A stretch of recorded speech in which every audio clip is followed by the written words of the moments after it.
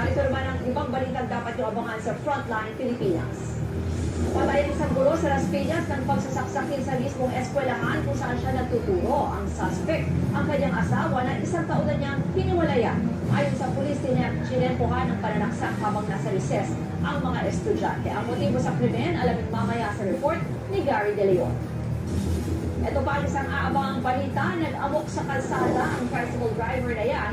Sa La Union, hinarang niya rin sa daan ang isang van ng mga bakasyonista.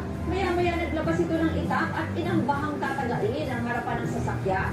Ang sinabit ng mga pasahero at ang ugat ng pag-aamok, abangan mamaya. Iba pa pong update sa pagkakaaresto kay dating Pangulong Rodrigo Duterte, ihatid live ng News 5. Yan ang mabilis sa pasada ng mga balitang dapat yung malaman at dapat yung abangan mamaya sa Frontline Pilipinas. Ako po si Ruth Cabal. Magandang hapon.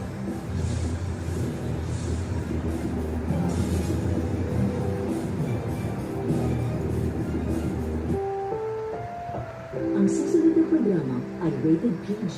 Patnubay at gabay ng magulang ay kailangan sa mga batang manonood.